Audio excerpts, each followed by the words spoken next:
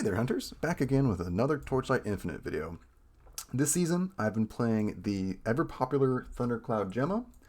I've done a few different things with the build than other people normally do, but so far it's just been a great T7 map blaster.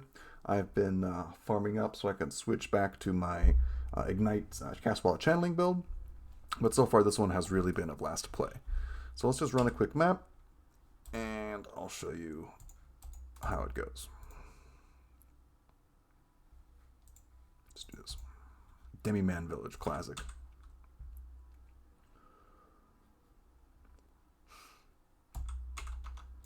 Charge up, and there we go. This is a really great build because you can just run through everything.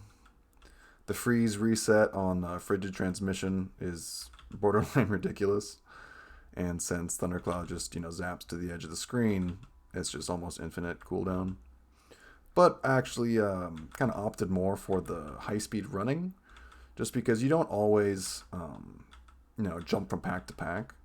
And just having the high move speed in general feels really good. I think people just often undervalue how good it is just be a running build.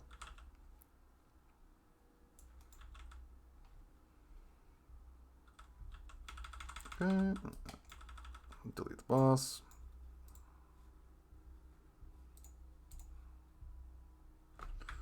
This part of the mechanic is, I feel like, a little bit clunky, but what are you gonna do?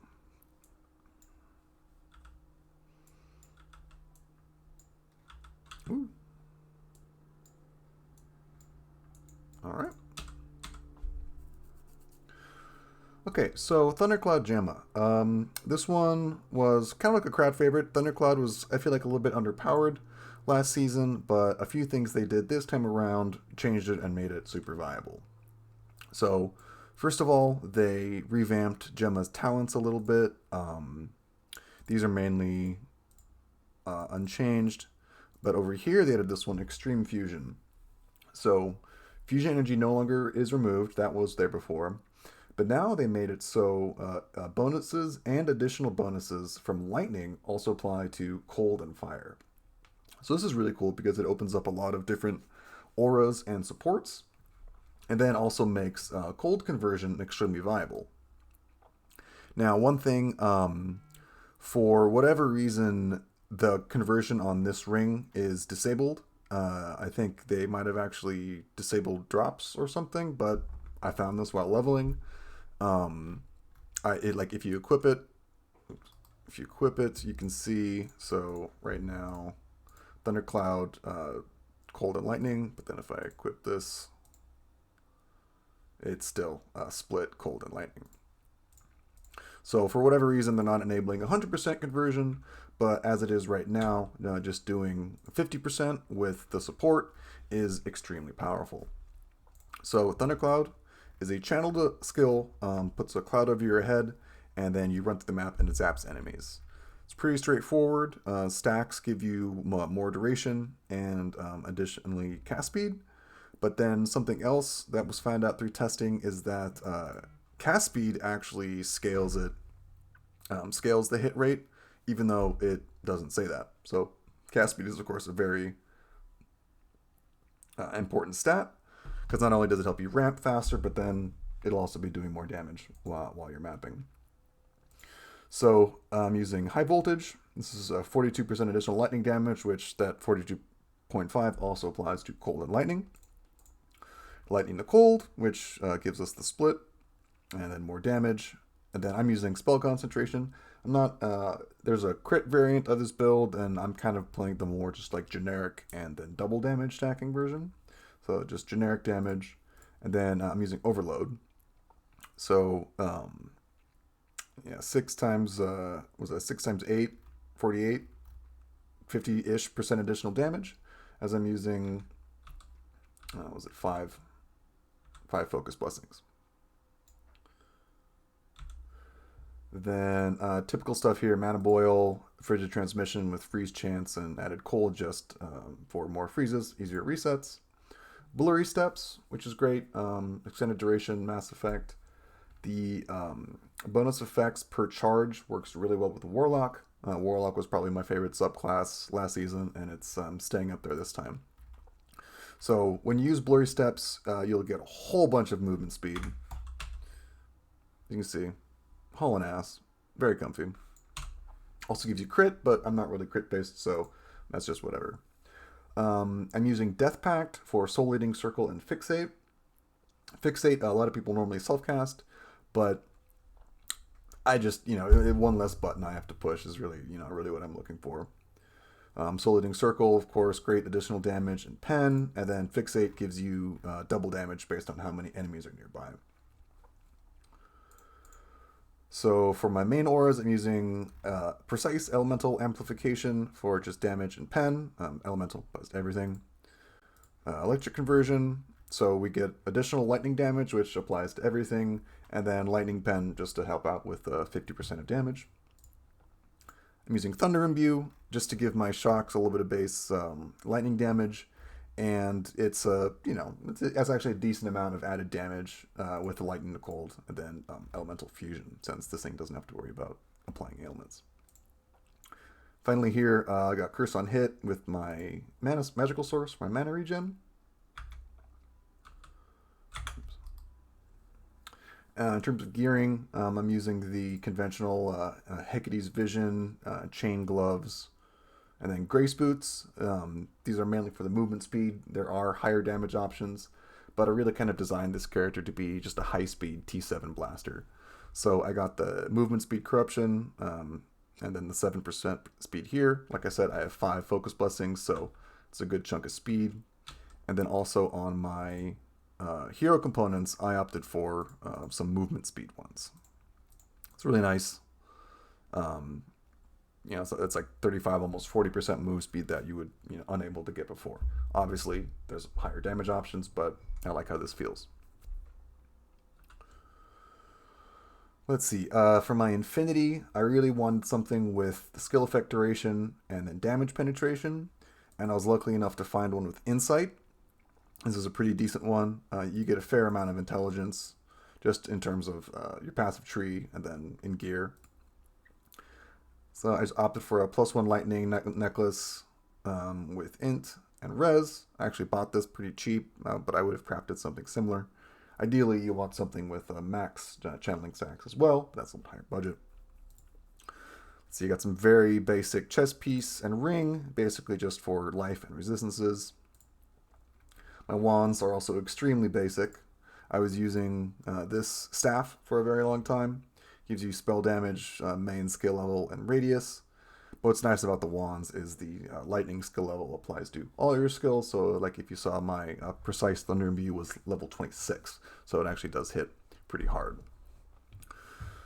Let's see. Yeah, so this one's a little bit crit based. I was tossing around and experimenting, but even just half-assed, these wands are very good. Now, in terms of passives, I'm doing the straightforward Goddess of Knowledge and Spirit Caller. A lot of this is based off of Poog or Pogh, something his name is a Chinese or Taiwanese streamer. So a lot of this stuff just comes from him. You go for generic spell damage, AoE, sealed mana, that sort of thing. Focus blessing stacks, additional damage, cold and fire. So this all basically applies to everything. Spirit Caller, translucent. This is basically just 60% additional damage.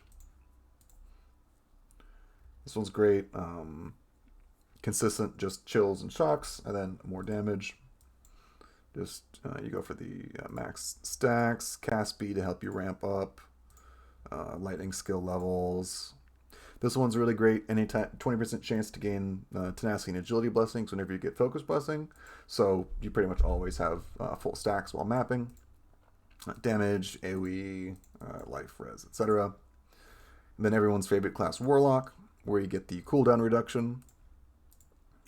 And I opted for Off the Beaten Track for the support skill levels and mana multiplier. Really makes it easier to fit in more auras, and I feel like auras are really powerful in this game. Dirty Tricks is good since this is a hit-based build and we're basically applying all of our ailments. This would give you probably around 21 to 28-ish% more damage, But of course, you have to have base ailment damage for stuff like bleed and wilt, etc., for them to actually apply. So you would probably have to get an amulet with base bleed and wilt, and you're trading modifier slots for that. In this game, I mean, honestly, I would probably trade max ES for something like that, but I'm not really exploring that variant of the build. But all the classic stuff. Duration, this is great because we run a lot of buffs, blurry steps, isolating circle, fixate, etc. The cooldown recovery and max energy charges. This is extremely good for your active abilities. Just mana skill cost. I opted for movement speed while blur is active. You get blur from blurry steps. And it's cool. So it says here, using an attack skill removes blur and the buff. And we basically don't use any attacks. So we can use blurry steps and then cast all of our skills. And as long as it's not the main one, we still keep blur and all that good stuff. But you see, when we channel the main skill, it goes away. But we can still dash around and do all the other stuff, and it maintains while we're mapping. So it's great quality of life, high speed. And then, of course, just the generic +1 skill levels. So there's something, I think, a little bit funky about the way the damage works. It's definitely double dipping. You know, the fact that it does this much with a 50-50 split, I can only imagine that they didn't make it 100% conversion, because it would just be completely insane. But that remains to be seen. Overall, 9 out of 10, really great build, fast, easy to play, auto targets the whole screen, not too many buttons to press. Unlike Mana Boil, because you just hit it at the beginning of the map and it stays on. Don't even have to worry about it. Blurry steps, whenever you want to run, and then just movement skill to blink. All in all, very efficient, very comfy. And then you can pretty much just one-to-one swap over to Sparkle and do, a gazillion boss DPS. So let's just go over here and see, even with my trash gear, what kind of damage we do.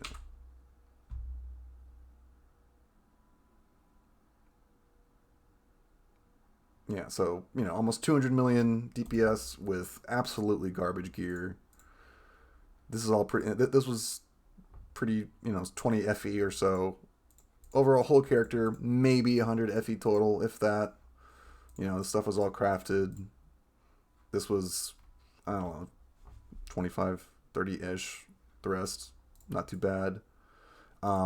Yeah, I mean, just in terms of investment, the power that you get is really insane. So if you're looking for a strong starter build that can get you through all T7 content, and then of course T8, the more you invest, then I can highly recommend this.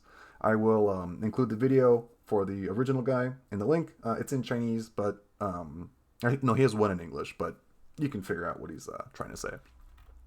Overall, really fun build. I've been having a lot of fun. I'm blasting, trying to farm up to recreate my old Castle Channeling Ignite build, so stay tuned for that.